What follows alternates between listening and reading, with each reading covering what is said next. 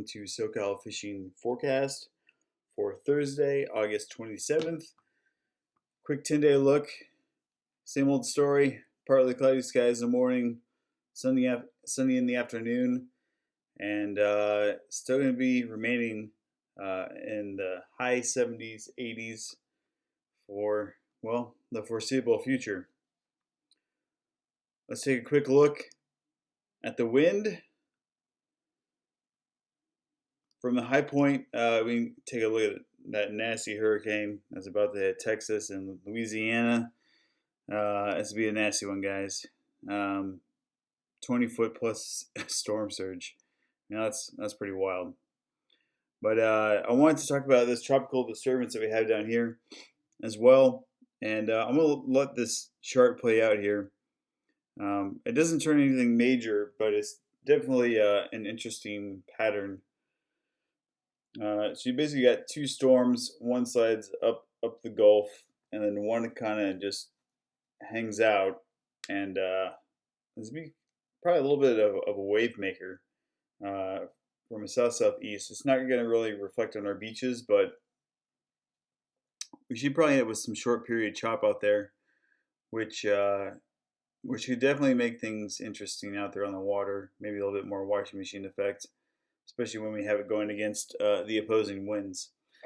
But I thought this was interesting, this little disturbance here also later in the week. I don't know really how this plays out in the charts, but it's like a mini depression that works its way up the Gulf. But, I mean, we'll see what happens. I just thought it was pretty interesting. But let's get back to what's important, our local waters. So here's a look at Thursday. It's been really bumpy on the outside, guys, pretty much all week.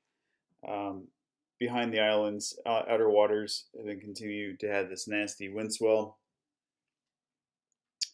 But however, the weekend is starting to look up. This light wind pattern starts to move in, and we're going to have a lot better sight fishing. This wind swell will knock down, and it's going to make those outer waters a lot more reachable and obtainable by private boaters. Lately, it's been just the big sport boats on the outside due to the wind. But, I mean, if this chart rolls out here, you can tell that conditions definitely improve for most of next week as well. And it doesn't look until about Friday when things start getting back to the nasty wind pattern again. But looks like we have about a week of really nice fishing to look forward to. So we'll see. Hopefully that plays out, but the trend is our friend, and that's a pretty good 7-day trend there. So hopefully that sticks together. Let's talk about temp charts. Mentioned last week how warm that water was getting. It's been up to 77 in some areas, which is pretty wild. I like that we went from 72 degrees to 77 in about a week. So this is the 3-day chart here on tempbreak.com. Free charts for you to use. 8-day, you can kind of get a pattern here. You can see we have almost a vertical line of temp break from warm water to cold water where the outside winds are, and much cooler out here on this side for sure. Now, those tuna have started to pop back up if you haven't noticed in sport boat counts, and there's been a couple interesting areas that people have been fishing. They've been fishing the Osborne. They were fishing the Potato Bank. I don't know the last time I've ever heard of anybody out fishing that far out, but that's a pretty long run, 100 miles, easy. The Tanner has been where most of those schoolie size bluefin have been found, from the 30 to 80 pound size. That pretty much most boats are getting limits almost every day. So cheers to them and some excellent fishing. And the last couple days, however, those big bluefin have showed up midway on the backside of San Clemente Island. So good news for fall fishing that those fish are back. It seemed like they disappeared for a couple weeks, and now we're back to them. But as I mentioned, the swordfish deep drop game is going to be hot this year. And now that a lot more people have learned how to do it, you're really starting to see people put their practice to use. if you didn't see, Surge caught a 440-pound sword up near Channel Islands, one of those areas that we mentioned before. Congrats to him. That is a fish of a lifetime for sure. Him and his wife reeled that one in together, so that's pretty rad. Also, Al caught one off the 9 for 312 pounds. Another outstanding size fish. And just to put that into perspective, we're talking about fish that don't normally get fished very often. Swordfish have no natural predators.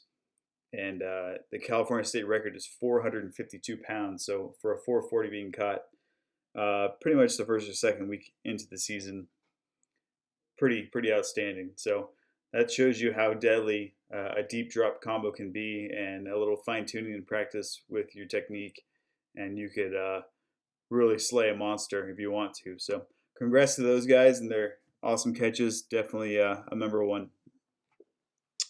Let's talk about fishing. The rest of these areas. Catalina has kind of been slow. The wind has been really annoying.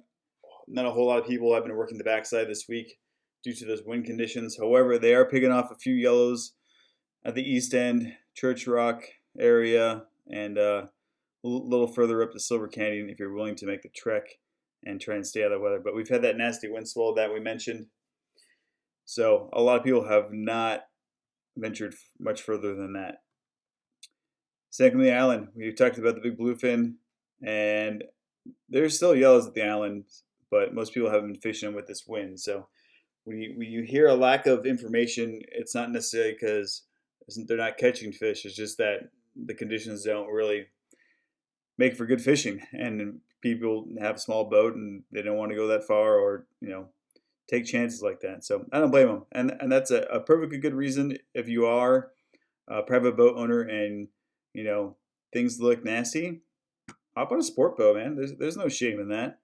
If the conditions don't fit your rig, go on a rig that's going to be more comfortable and obviously a lot more safe. So things to keep in mind. Now, as far as the inner waters, guys, this has been pretty horrendous this week. Not a whole lot going on. There's been a couple kelp, patty, dorado, and yellowtail along the way. There was a one-off Oceanside that someone scored pretty good. But you're seeing these fish move up in these warm waters. And we can get a good look here at the chloro chart. Here's the 3-day. But we've had a lot of green water, and that usually isn't very helpful for the tuna. But you can tell that when you have a little bit of chlorophyll along the island, you got that steep ridge that those fish are hanging out on, and then you got this break right here. We talked about from the Osborne and the Tanner, Cortez. These fish are hanging along these edges, and they're swimming in and out looking for that bait. So same thing down here. There was a lot of fish that were all the way down past the lower 500, and a lot of dorado, 4 to 20 pounds. They're not giants, but that's our typical California dorado season, or northern Baja dorado. But for the most part, it seems that fishing in these areas has been kind of slow this week. Coronado, same thing. The water got a little bit cooler as well down in those areas, so be on the lookout. But overall, the bluefin on the outer waters has been the go-to bite. So not saying it's done by any means, but we're one of those slower periods where we just gotta get these conditions to line up, and also have a lot more people out there on the water and looking. So let's take a quick look here at our marine conditions. 17foot.com. I mentioned this before, another free website that you can use. And if you scroll after clicking on San Diego, you can get a pretty good idea. These are our outer waters right now, so 10 to 20 knots. Wind waves 4 feet, northwest swell 4 to 5 feet at 6 seconds. So pretty nasty. That's not private boater weather. And that's for that 30 to 60 miles out, including San Clemente Island.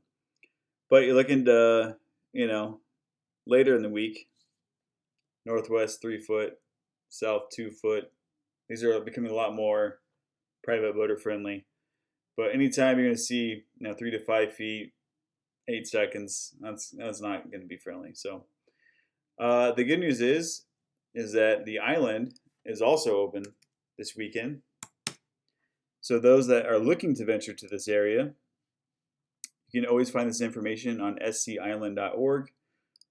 On the calendar, Friday, there's a little bit of action in the afternoon, but Saturday, wide open, Sunday, wide open, Monday, there's some more activity. So always check this out before you head out to the island. This does change on the regular, and always monitor channel 16. But that's it for the week, guys. Stay safe, be careful, don't take your boat out in reckless conditions, and we'll see you next week. Cheers.